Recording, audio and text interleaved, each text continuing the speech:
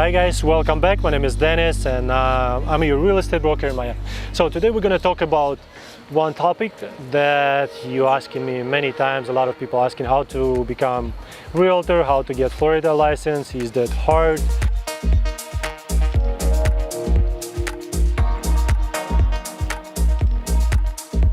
You send me those questions on Instagram, ask me in person. So I'd like to give you my, I would say, story about it. It's not that hard to get Florida license. You just need to go to school. There's online courses as well as the live, I would say, classes, and it's only 63 hours. It costs about like $420, something like that. It's online, even less, 200 something. So once you get those classes, it's 63 hours. You can do them within a week, or you can do them, I think, 3 times a week within 1 month time frame. Then you have 2 exams. One exam at school and another exam at the state. Personally, I did 1 week classes in person, and then I passed exam from the first try in the school, and then I guess probably like 5-6 times I did Florida exam, because once you try to pass it, if it didn't work out, you can do it again and again. What else? Regarding the requirements, you have to be resident Miami, Florida. You have to have social security number or work permit, or you have to be citizen of the United States, right? So once you get your license, after that there is another step. I'll tell you just from my experience. If you thinking that you get all knowledge in the school pretty much you're not getting any, I would say, life experience how to be a realtor, right? You're just getting more about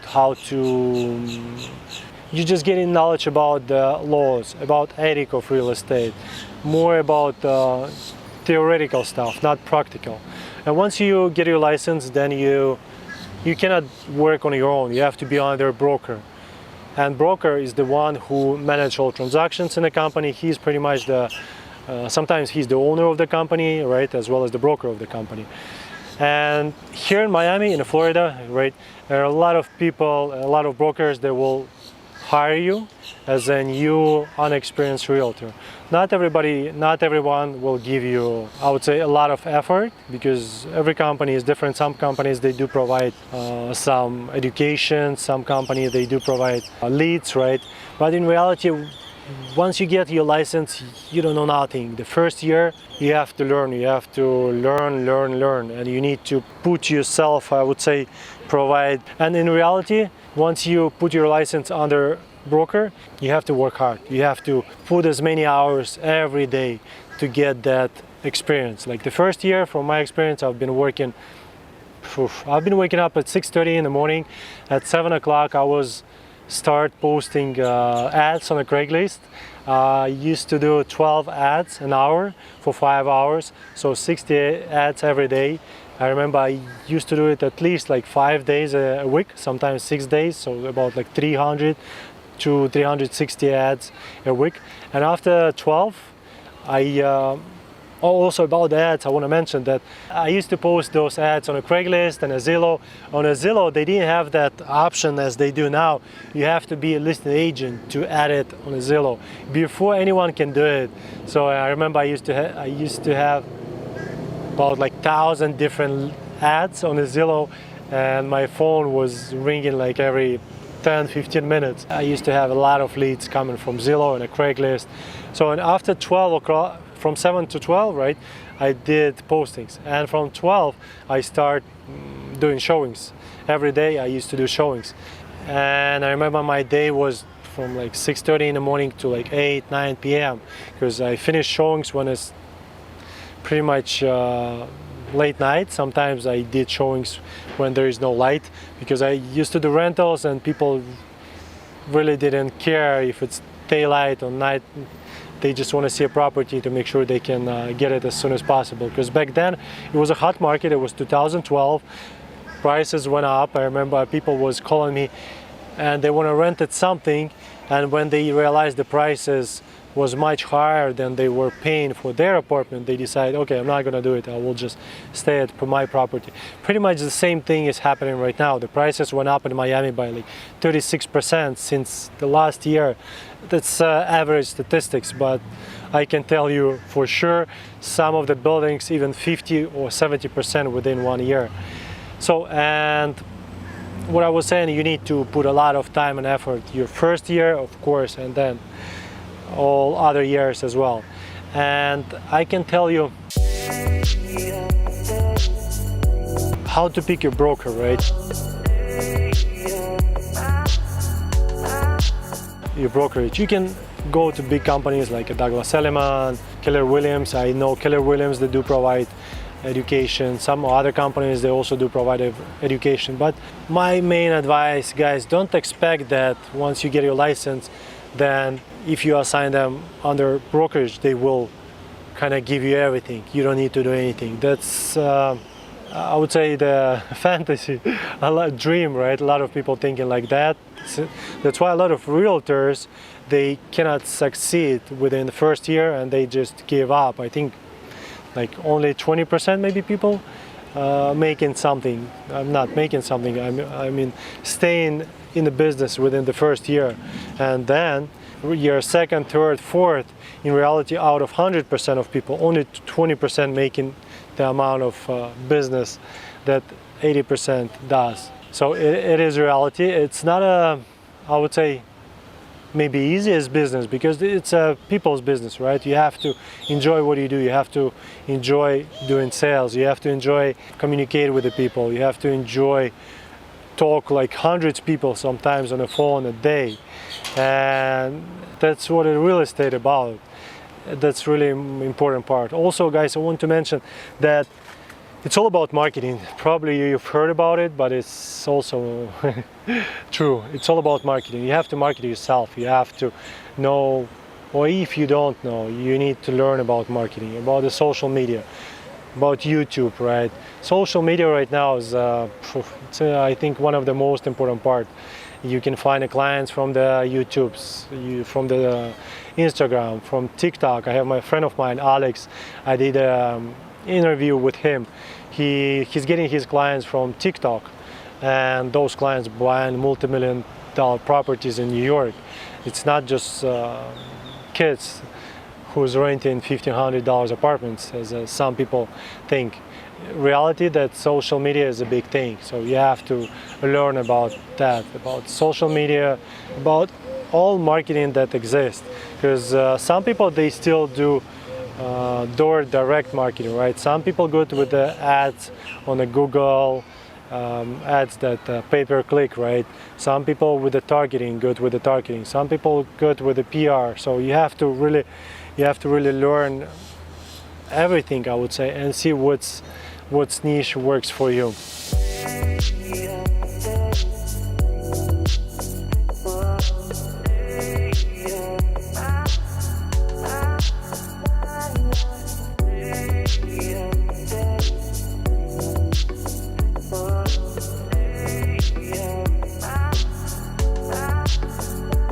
My own experience on the social media. If you look at my Instagram 3 years ago, I didn't post anything pretty much. I would say about 3 years ago. It's been some time. And then I just started because of my business, because of the real estate. Because I was kind of sitting one day and was trying to figure out how my clients sees me and how I can get in contact with them. So if I want to attract some client who's not in Miami, who's out of town or maybe even out of country, the easiest way is through social media, right? It was my thoughts through Instagram, through YouTube. That's why I started YouTube channel as well. It's all about content, guys. You have to make as much content as possible, and then you have to know how to work those leads that you're getting from your social media or from your ads. I can tell you from my experience, I do have some guys that working on my team, and I do have a marketing department. I do have sales. In general, at one point I had 63 or 65 agents in the company, right? Since I'm a broker, I don't know if I mentioned or not, I do have 10 years of experience and 8 years as a broker and the owner of the company as well. And I had at one point 65 agents, but then I downsize it. Some people, they just go to different companies every year. After New Year, it's it's a normal. People trying to see any other, I would say, opportunities. They jump from one company to another. So I kind of realized at one point my idea was kind of to grow a company as big as possible. And then when I tried that, I saw it's not really what it's not the way I was imagined how it's gonna look like, right? And then I was starting to downsize, right? Now I have much less people. I have about 20 guys in my team, and most of them, they are full-time real estate guys, professionals. I do have a marketing department. I have a salespeople who works on the phone. I have a department that work on the social media, separate marketing department that works on pay-per-click campaigns. So I have pretty much, I build a team where I'm getting leads from the marketing, right? Guys that working in my marketing department. Then I'm getting those leads. I have a guys who's answering the phone to work with those leads, and then I do showings sometimes personally myself. It depends on I would say on the request, right, on the budget, as well as I have other guys in the team who does showings for me. But I didn't build it from the beginning, right? It takes time, of course, to, I would say, understand how it works, because I remember when I started, I think it was 8 years ago, like maybe 7 years ago, paying to Zillow to get in leads, and I was passing those leads from Zillow to agents, and those agents didn't really work with those leads, didn't follow up with them, and I was wasting my budget. I wasn't happy with that, and I couldn't figure out back then, since I didn't have an experience, how that thing works. So guys, getting back, it's all about marketing. You have to market yourself as much as possible. You have to spread a word that you're a realtor, that you do real estate. You have to give your business cards to anyone that you're gonna open up conversation. I used to give my business cards to everyone, valet guys, front desk guys, like everyone. It was my habit. You never know where you're gonna get business from. If you keep that in mind all the time, if you're not kind of dreaming somewhere, not in your body, but if you at present moment and you always remember to share what you do, trust me, it's gonna work out. But you have to talk about it, and you will see results when other people will say, "Oh, it's a." That's what I hear about myself. "Oh, it's a Denis realtor." Like for example, I'll give you one story. I met with the guys. They came from clients of mine. They came from Ukraine. One common friend gave them my contact information. They sent me a message on Instagram. We tried to find them.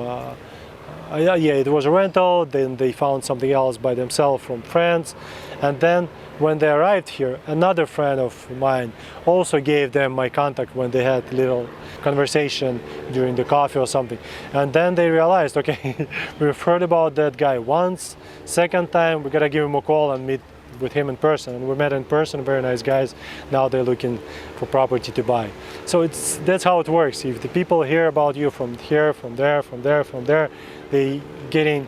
Guys, with the rentals, it's much easier to close because people need to move in as soon as possible, right? With the sales, you have to be patient. You have to follow up with the people. You have to follow advice if you get any advices from your broker, and you have to be patient. Please don't expect that people come into you, you got no experience, and then they're not buying with you, and you think that's not your fault. In reality, it is your fault. Pretty much, yes. Because you don't know how to close them.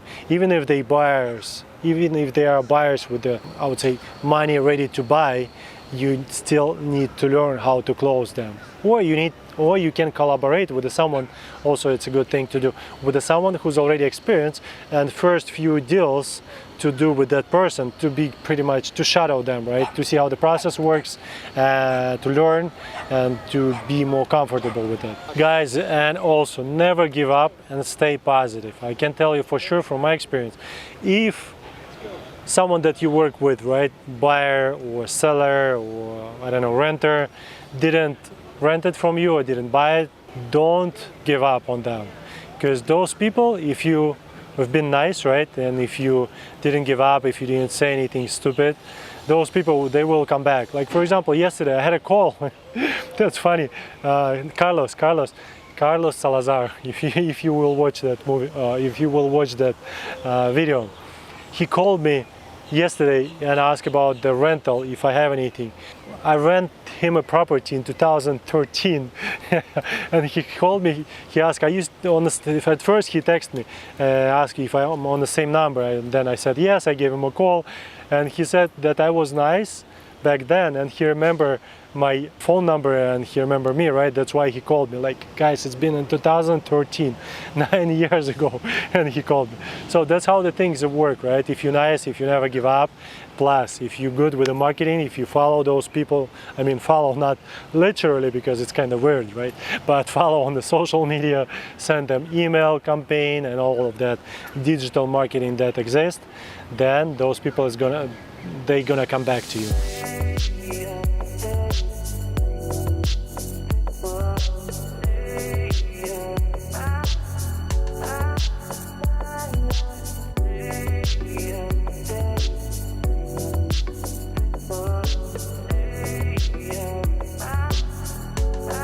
So guys, I hope you really watched it until the end, first thing. And the second, I hope it was helpful. If you have any questions, you can pretty much put it here in the comments, ask me, I'll reply back. I can give you advices if you're planning to become a realtor or if you're already in a business, or I can give you, I don't know, any, I would say, ideas. So I'm open for conversation, guys. Thank you very much for watching and hopefully I'll see you in my next series. Bye-bye.